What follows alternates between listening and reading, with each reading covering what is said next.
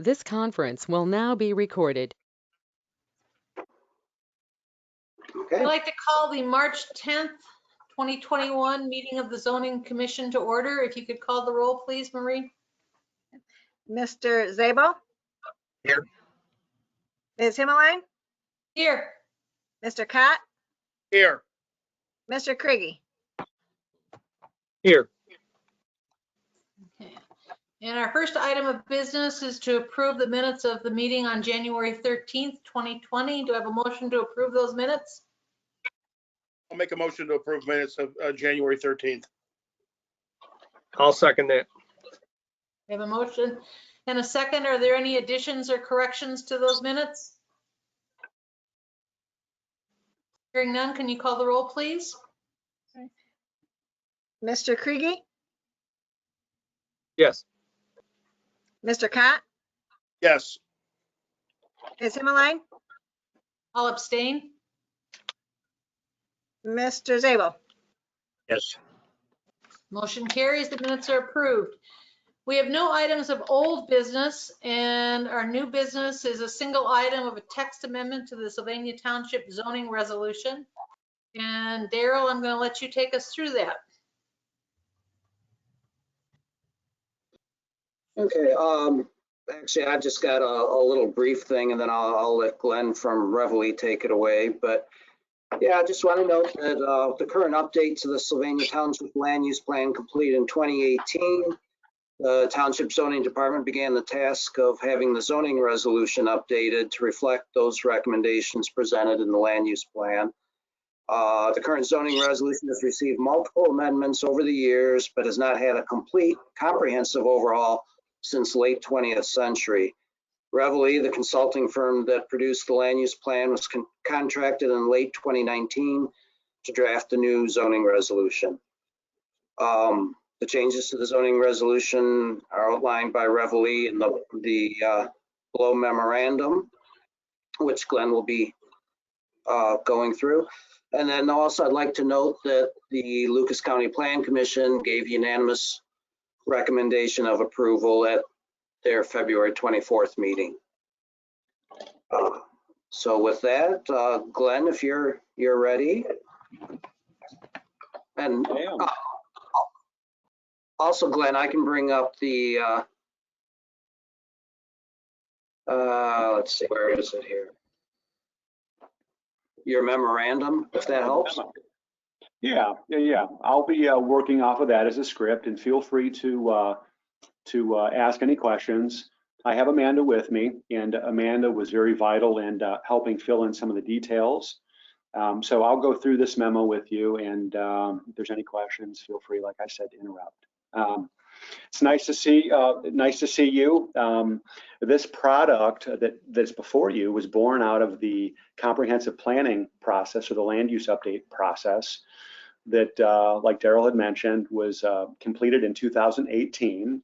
We had the pleasure of working with many of you that either comprised one of three steering committees that comprised about 60 or more folks that worked with this land use plan update.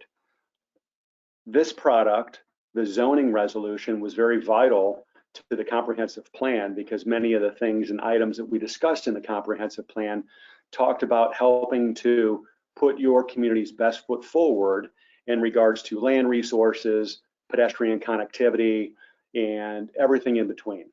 So many of the items that we addressed in your zoning resolution were best practice tweaks regarding that. We created a mixed use district. We also helped to promote pedestrian connectivity, and then address, like Daryl had mentioned, over the years, you've had a variety of different amendment changes and things like that that needed better integrated. We also included a variety of different graphics to help with the interpretation of certain items like the signage, and we also updated your PRR, or your PP, your spreadsheet that you use for introducing projects into your zoning review. We made that a PDF fillable format. Many of these things were helped to promote a refinement in your community like we had mentioned, to help put your best foot forward and to reduce out a lot of inconsistencies or reduce the math that's involved, to transform this language in the zoning code into a language that the development community can understand. That's the most important thing. If you looked at the zoning map, there were a lot of duplicative classifications, so we helped to look at refining some of those to make your zoning map look less like a bag of Skittles and more refined. So if you want to, Daryl, you can go through the general recommendations and the memo. And what I'll do is I'll turn it over to Amanda, and Amanda will read through the memo with you if she's still on. Amanda, are you still here?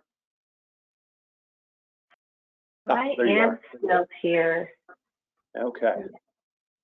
And I had that memo pulled up and it just disappeared on me. So if you give me 1 second.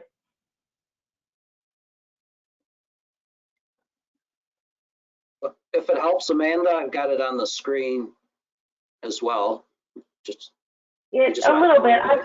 You're on a screen that's about this big, and over here I have a screen that's 3 times as big. So it's easier for me to look that way. So just in general, some of the changes that we made that Glenn mentioned are those typographical errors, grammar errors, little things that happen with section references being out of date, alphabetized lists that get lost as you go through various amendments. So that was one of the first things that we did, as well as formatting and just in general updating the look of that zoning resolution.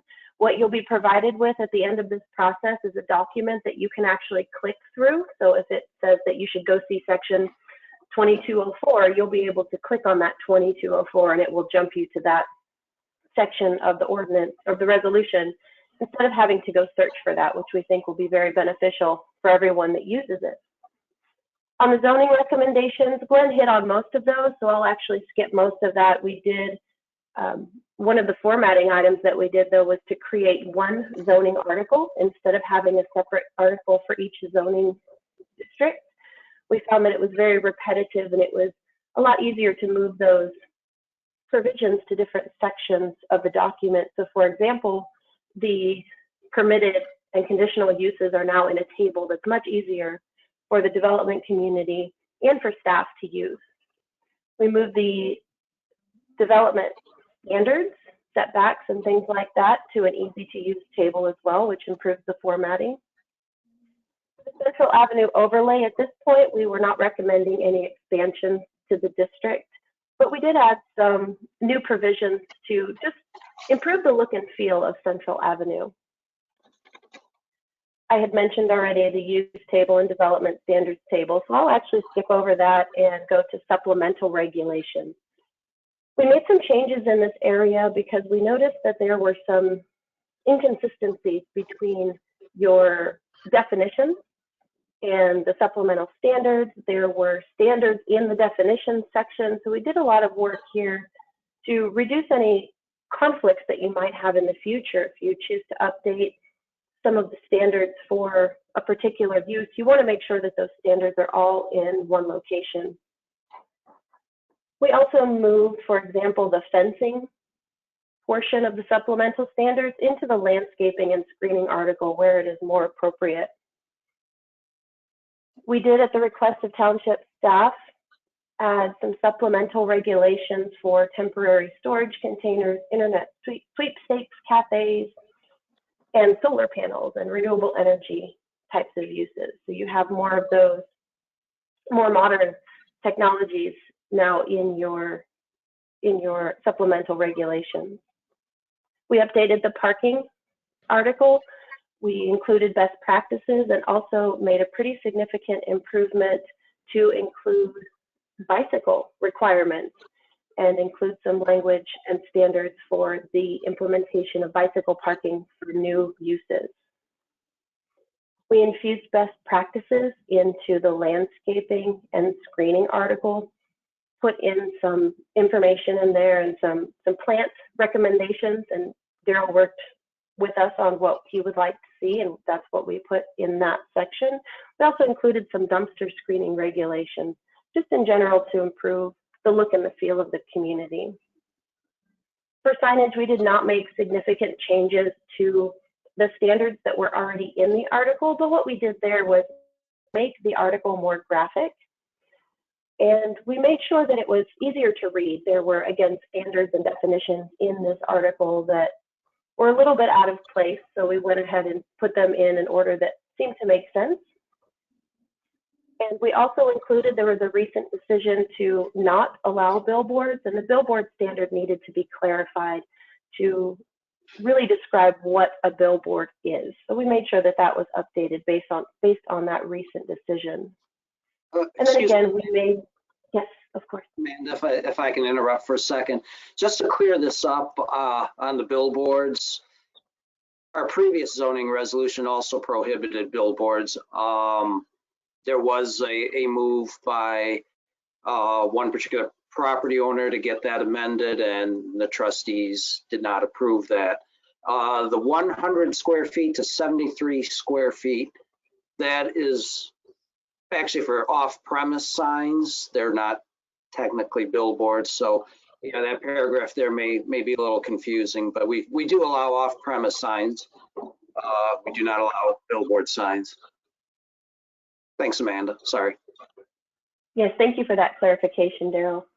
And then the last item here on this memo is in reference to the definitions section, which I mentioned previously. There were definitions in various articles of the previous resolution, and we wanted to make sure that the definitions were all in one place, that we included best practices and pretty, some standard definitions for items that were a little bit unclear. And then we reduced and removed definitions that were redundant and put all of the standards that were previously in the definition section in an article where standards are more appropriate, for example, in supplemental standards. So that's a summary of what we did. If you have any specific questions, I would be happy to answer those. And I can bring up the draft of the resolution as well if there's a particular section or article that somebody wants to look at or have a question on.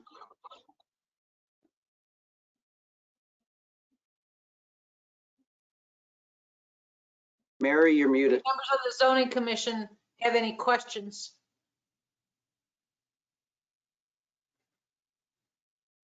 Daryl, has the community had a chance to take a peek at this yet, or just us so far? It's been on our website for maybe 2 weeks. Okay. There's been periodic updates in the trustee meetings. We give a monthly report, so I've just kind of over the past year and a half given little updates like where we're at with this. And of course, last month the Lucas County Plan Commission was a public meeting that allowed for comments. And We then also excuse me, Mike Jones, who's with us tonight from the Sylvania Advantage, or he's not from the Sylvania Advantage, but he writes articles for the township for the Sylvania Advantage. He's periodically done, as we've gone through this process, he's given little updates on it. Daryl, if I could also mention that in addition to working with Mike, we had a few meetings with Mike White from Buckeye Development. He is the president, I believe, of the Toledo Home Builders Association. So we had gotten with him and with another gentleman from his organization to discuss about the refinements in the zoning code and how they don't place any impact on their footprint and what they do, but yet helps to make what they do easier. So they were happy with the recommendations that we made. Are there any other questions from members of the zoning commission? None from me. Do we have any people that are attending our meeting that would like to make any comment? If you do want to make a comment, we're going to ask you to unmute and then state your name and address. And if you have a camera, we'll ask you to turn that on while you're speaking. Is there anybody who would like to address? Yes, I would. This is Lauren Sangstock. I reside at 2226 Manoa Road. am I recognized? Yes, go ahead, speak. Okay. I did have an opportunity to review the proposed amendments to the resolution. And I'm in an A4 zone district that's proposed to be combined into an RA suburban residential district. And I noticed that the lot area requirements and some of the setback requirements were being changed. And I was wondering if the commissioner or anybody had any comments or issues, or if the consultants could address why we're reducing that, and also what the impact is expected to be on the rest of us homeowners who have larger homes and or smaller homes than what you're proposing to amend. And also, just one other point, in the area of R2 districts, I noticed that group homes was the only residential area not allowed to have a conditional use to provide for that use within that district. And I was wondering why only the R2 district was eliminated as a conditional use for group homes.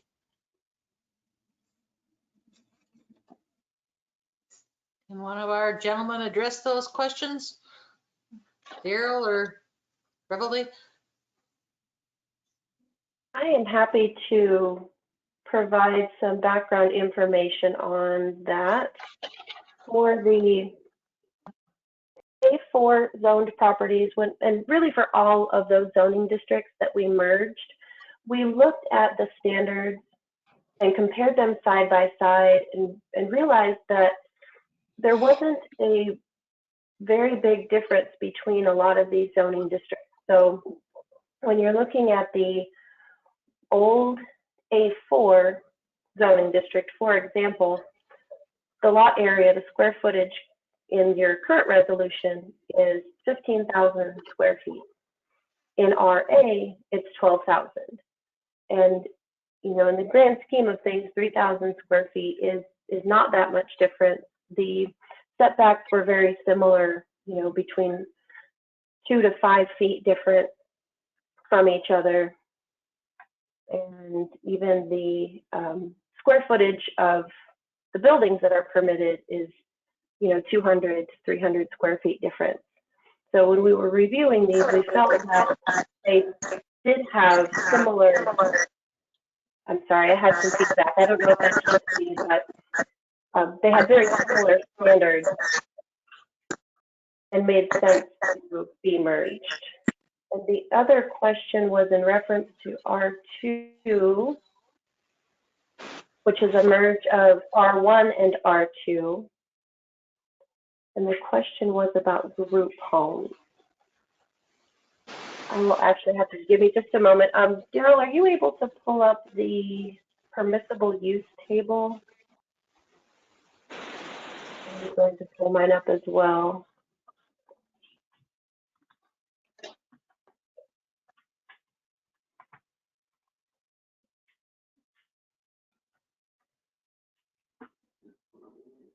Because I don't see that group home was a permitted or conditional use previously.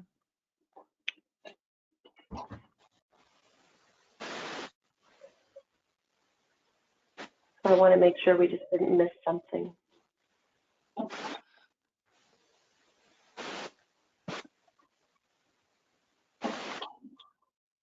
I think it's the residential care facility is what I was looking at. I may have used the wrong term, but Okay, yeah, I see. on there. That may have been something that was not allowable in the, you know, in the existing code that we were working off of. It might be just something that we could add back as conditional. Right, I don't see that that was a permitted use previously based on my notes. No, it was not.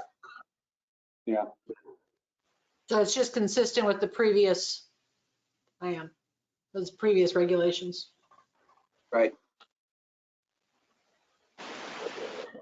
Okay. It is provided in all those other uses.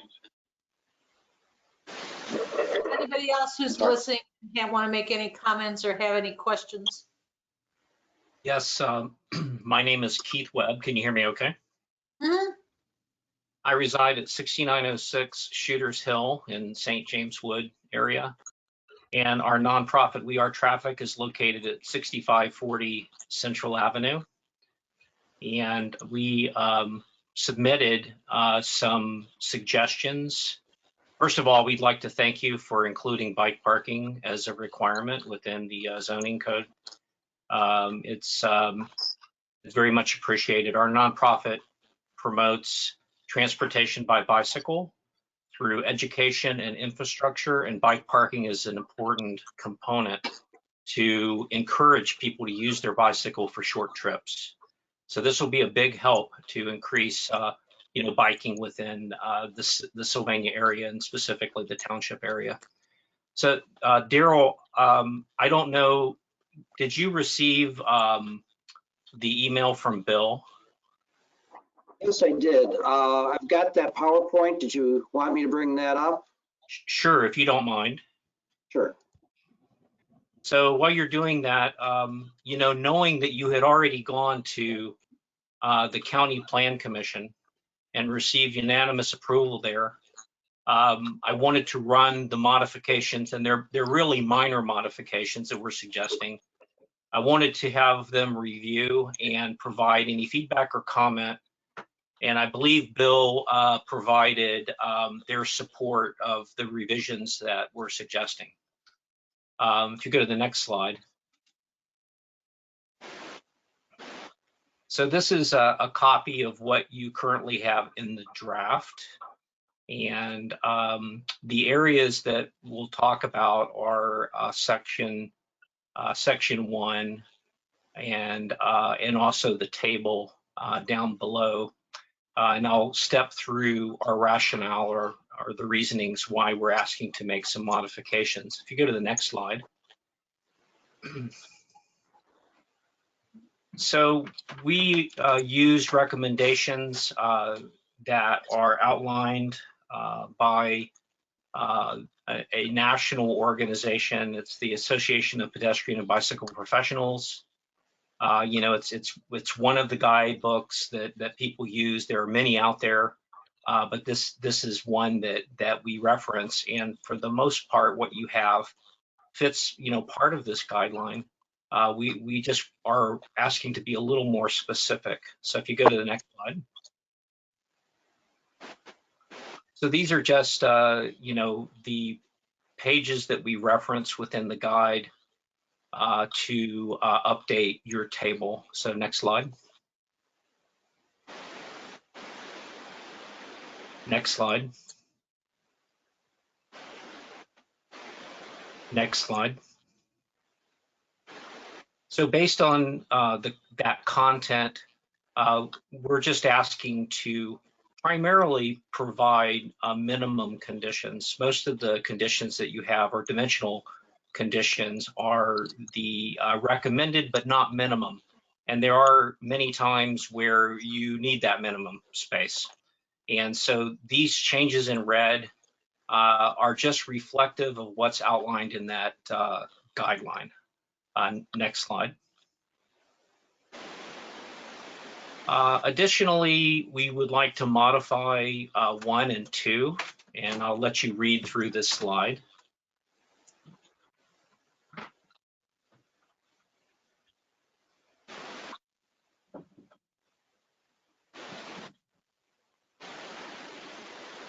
So nothing very significant. 1 just adds standard practice to, we basically want to make sure that people aren't putting in what's called the wheel bender type frame, which is what you might see at a high school or elementary school.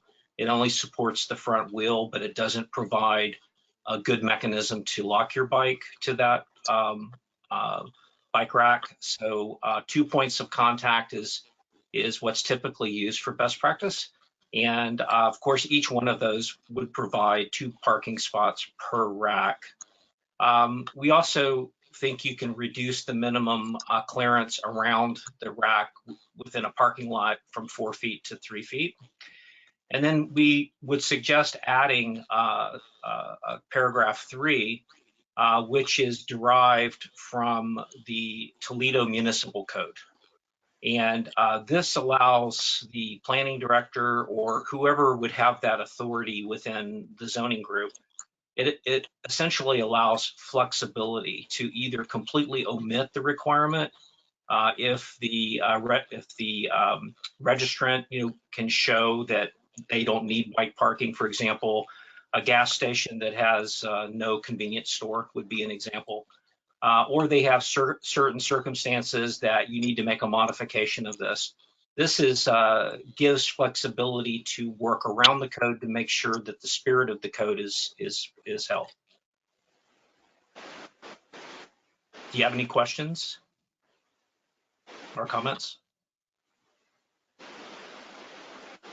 Not right this minute. Why don't we see if anybody else has anything that they wanted to offer to before the zoning commission discusses all of these? Is there anybody else that wishes to address the zoning commission on a particular issue with the resolutions? Yes, there is. You can state your name and address. I will do, Mary. My name is Bud Crosby, and a 3500 block of McCord Road. I did have a chance to review this briefly, and it's a very welcome update to and ease of use for people to search the zoning regulations. But I share concern with Mr. Senstock about the merging of the A4 rural residential designation into the AR designation, or rather the RA. It looks like for my property, I'm going to lose some potential permitted uses with that change in designation. Most of all of them have been accommodated, but there are some permitted uses, some conditional uses that may have gotten overlooked. And also, I noticed that for ponds in the township, in the proposed resolution, it looks like they're restricted only to properties that are designated agricultural, A3. That may have been an oversight and may be possibly adjusted. I see that there remains in their requirements and specifications for construction of ponds other than decorative and stormwater retention ponds. So I was wondering if that restriction is going to be applied only to A3 properties. And another concern that I have is that in the current zoning regulations, agricultural use buildings are permitted to be built in the A4, the A3 and A4 properties, which looks like it's going to be removed from that usage in the proposed resolution. Along with that agricultural use in the current resolution, they did make stipulations for animals, farm animals and livestock, depending upon parcel size, and as to what was allowable and what is not allowable. And with the change, the merger, I was concerned that that may no longer be available in the new merged designation for all the properties. I think there's probably more animals around. They've been here for a long time than most people are aware of. So those are, briefly looking through it, those are some of the concerns and issues that I had with the proposed resolution. That's all I have. Thank you. Thank you. Anybody want to tackle any of those questions? Daryl, Amanda?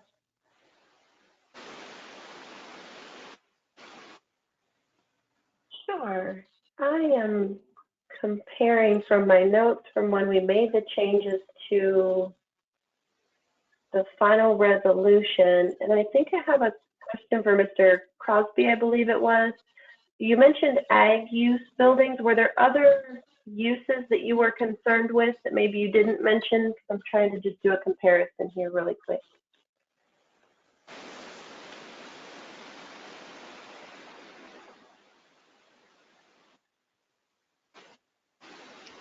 Currently, under the current zoning resolution, it's Article or Section 201, agricultural. And they do talk about dwelling and other structures that are not designated as agricultural structures in A3 or A4 are subject to all the requirements contained in this resolution. Then it goes on to discuss about the lot size and what is prohibited based upon lot size. Okay, I don't believe that we changed the 201 that you were talking about. We just moved that to the supplemental standard, so it is now section 803. And I believe we only made some very minor amendments at the request of township staff for that section. Well, the significant change to that section would be the merging of the A4 district out of consideration, since those properties currently listed as A4 will be merged into the RA designation.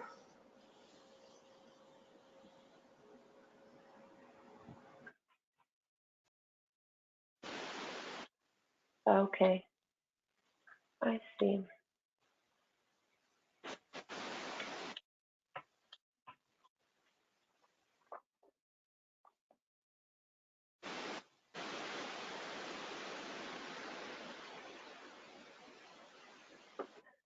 And I will tell you that I believe that we did that because when we were looking at the uses between A4 and RA,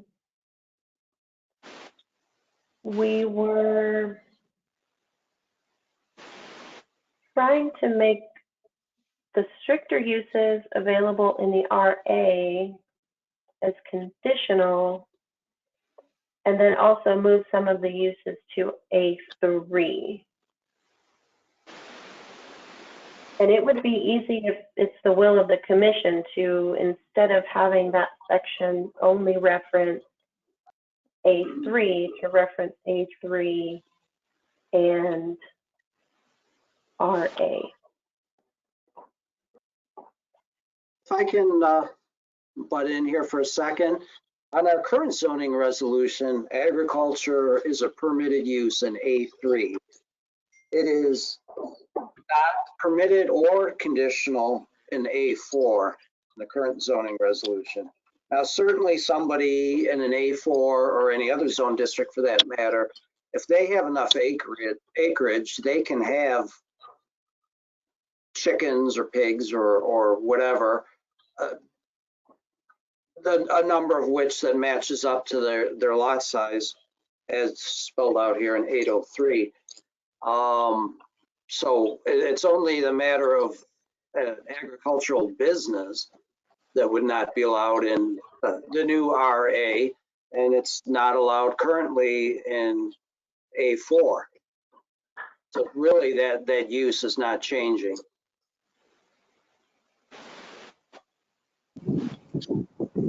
Okay, and so then would the building of agricultural use buildings then be permitted on any lot size that supports the raising of animals?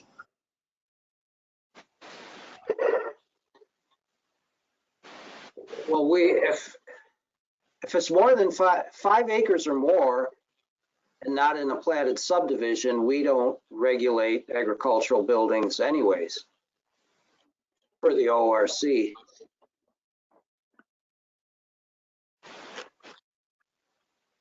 Yes, I understand. Okay.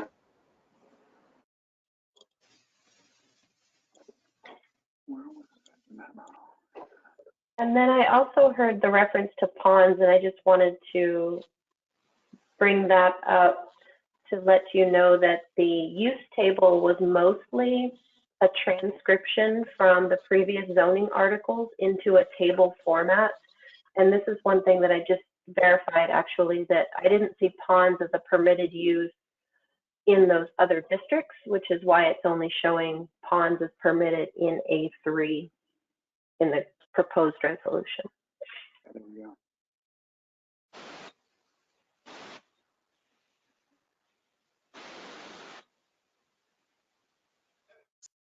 Are there If I- any other questions or comments? Yes, this is Lauren Singstock again, ma'am. I'd just like to ask a few more questions, and they're kind of general. One is, I was interested to know if Daryl or anyone would be able to tell us how much of a percentage of our township is considered developable or undeveloped property at this point in time. Number two, I didn't find a whole lot of places where there was a public announcement of the fact that we're going to amend the zoning code. Is that going to be published in a paper or some kind of official public notification? And the third thing I want to ask is, and this is based on the fact that I worked in the township zoning office back in the mid to late 70s.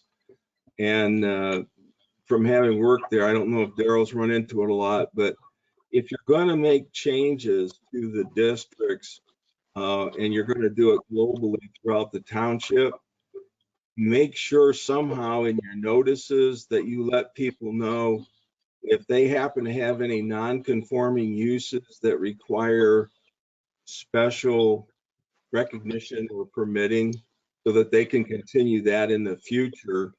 Because I know, and I may not be doing that nowadays, but years ago, when I worked in the zoning office, that was a real big issue with people because some people came in and they didn't really know much about zoning in those days, and they hadn't gotten the permits to continue their non-conforming uses. So, you know, if your records can pinpoint that and at least let people know for sure that you're changing and amending the zoning code, even though it may seem insignificant in some respects, it's a big change to some people. And if they're doing something now and they want to continue that in the future, it can create a lot of, you know, unnecessary problems for everybody.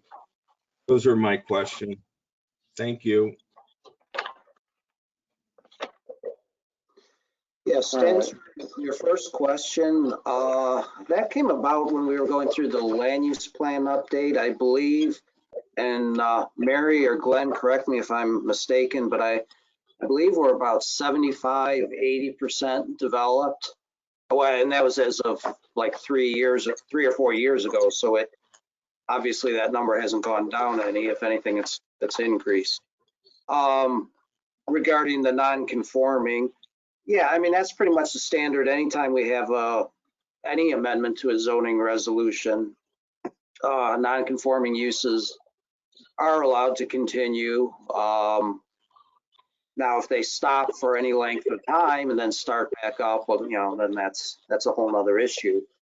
But yeah, I mean, certainly if something's grandfathered in, and we have the documentation as far as when they got permits to, you know, whatever, put up something, and if now it's non-conforming because of the new resolution, I mean, we've got the dates on when the permit was issued, and of course we're going to have the date of when the new resolution went into effect. But yeah, that's something in the zoning office we deal with, maybe not often, but enough where I'm consulting the zoning resolution from 15, 20 years ago, because that's the one that was applicable to what the property owner may be doing that is in question.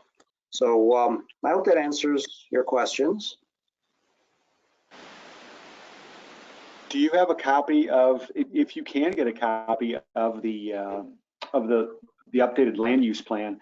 Many of those questions that you had in regards to the remaining acreage or the environmental conditions, you'll find in the planning conditions section that begins, I believe, the information you're looking for will be somewhere around the page 19 through 25. We have a map of vacant lands, and we've got a map of the existing land uses. And what you'll find is that there's about 1,775 acres, or about 14% of the township remaining in agriculture. And there's about 2,000 or more acres. Where's that at? 2,000 or more acres that have environmental conditions or are in floodplains.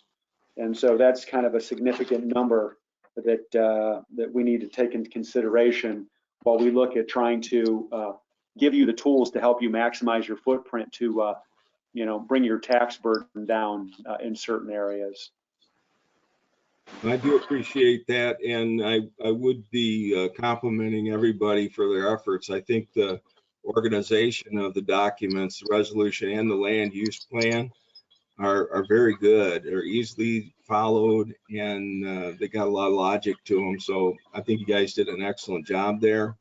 The only other question I did have is, Daryl, is what do you guys do as far as publication of like hearings on the zoning commission regarding this, an amendment to the zoning resolution? I mean, are we publishing this so the public knows that if they do have questions, they have an opportunity to come here before the commission? Or Yeah, we I currently, add that I know there was a relatively large ad in the Sylvania Advantage in the last edition, specifically talking about changes to the resolution. okay. That's what I need to know. Thank you. I didn't see that. and then we also have it on our website. We have the draft of the resolution, as well as the memorandum from Reveille, and Okay. then the dates for this meeting tonight, and then the trustees meeting on April 6th. And that's on the website for, I want to say 2 weeks, maybe not quite 2 weeks. Okay. Are there any other questions or comments from the audience members?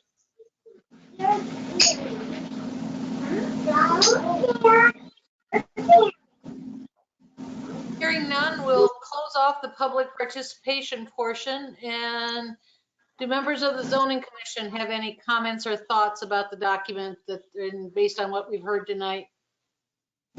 Mary, I just have one, and you can correct me if I'm wrong, but a lot of times if you try to pin down all the issues, ahead of time when you're revising these documents, you end up creating more problems. So I think maybe Daryl would agree this is going to be a fluid document, maybe for a few years. If we create a hardship for some of these homeowners, by moving that, if we got to take let's say the RA back from 12,000 feet to 15,000 feet, and we get citizens coming in that were created a hardship.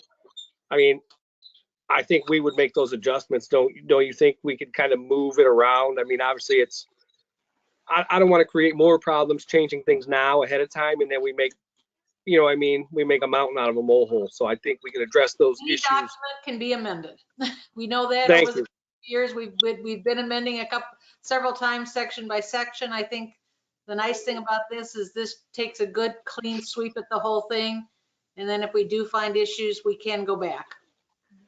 That's just what I wanted to reassure the public, what I mean? So thank you. Any other thoughts from members of the zoning commission?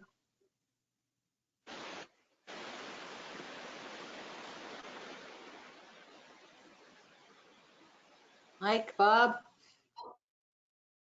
I mean, I generally agree with Tom. I mean, I think it's a good document. I hate to see the process held up of getting this to the trustees, especially since the Lucas County Plan Commission approved it unanimously. If we do find some things, I mean, I do think the bike stuff is interesting, but I don't know that it's significant enough to drag this process out for another couple months. When we could, take a look and see if, how it does work out. I think Mr. Sengstock has made that one point about the really re-examining all the conditional uses, and if we could do that, even if we did have to amend the document, later on, if we do think there's something discriminatory or unfair, just because we grandfathered something in. I don't know. That's sort of my thoughts. I mean, we found a couple small things in a very large document. I mean, 121 pages, give or take. But I don't know that they're sufficient to hold up the whole process. I mean, Daryl, do you have any thoughts?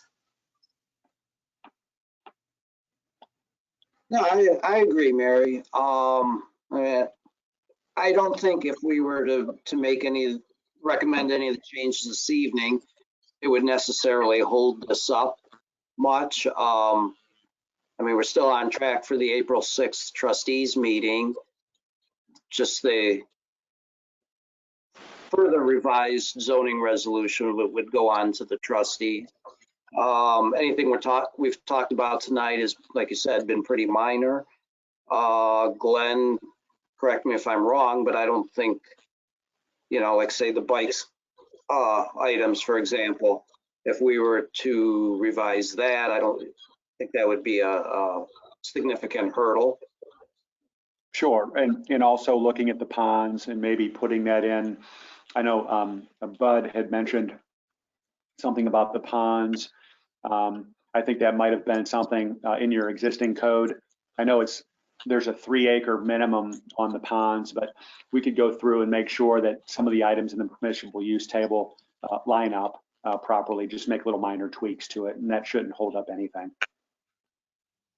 I guess my question is, if we vote and approve this, move it on to the trustees, do you have the capability to make those changes before you take it to the trustees? Or do we need to hold back until you've made the changes? I mean, it sounds like all these changes are really minor. Right. They are, Mary. The zoning commission could make their recommendation this evening with, the following changes, Or not, which I The two mean, that stick out to me are that if we said, we wanted to move it forward, but we would like the bike section reviewed and possibly changed, and also just to review that table of all the conditional uses and the pond language. Those were the 3 that stick out to me. Does anybody else?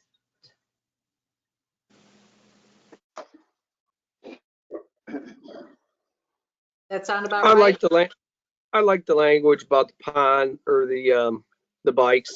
I think they are tacky though. The wheel rack style or a post or a ring makes a little more sense. And the language where, if you're not going to get any bikes, then Darrell can remove that off of their plan. So I have no problem making some of those amendments or recommending to the trustees if those are added.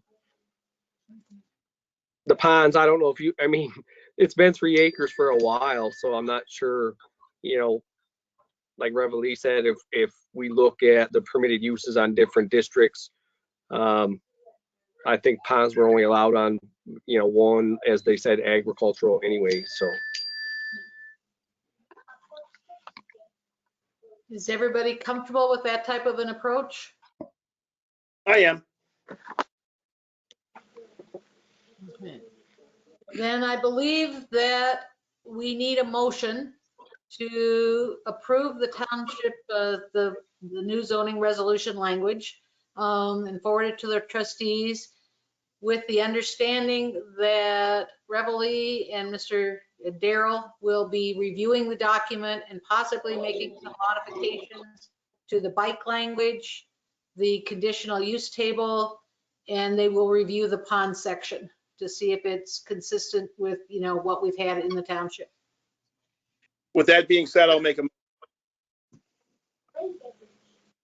You're making the motion, Mike? yes. I'll second it. There you go. Is that clear enough for you, Darrell, or do you need more clarity? no, that's great. Okay.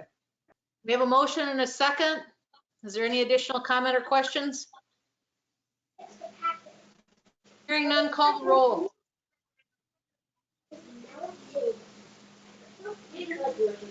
Mr. Zabel, Yes. Ms. Himmeline, Yes. Mr. Cott, Yes. Mr. Kriege. Yes. Motion carries. So we will go to the trustees. You'll take that extra second look at those few sections, and the trustees will go before them in the April meeting, right? Right, and that'll be, again, be April 6th, and that'll be at 5:30 p.m. And it will be a virtual meeting. Is there anything else we need to discuss for the good of the order? That's all we have. Going once, going twice? I will entertain you all. Do we have a meeting? Are we gonna have an April meeting? Yes. Okay. Good. Now we know. Once we're more consistent, maybe we'll all remember them a little bit easier. These virtual meetings are killing me to keep them on my calendar. I can't wait till we go back in person. Me too. Yeah, I mean, I'm fully vaccinated. I'm ready for it, so whatever. Anyway, I will entertain a motion to adjourn. Do I have I'll a make a- motion? Yep. Mike? I think Mike made the motion. Who's seconding it? I'll second the motion to adjourn. All in favor? You gonna call the roll? Mr. Krigi, Yes. Mr. Cott? Yes. Yes. Ms. Himmeline, Yes. Mr. Zabel. Yes. Okay. We will see you guys in April. Right. Thank you. Stay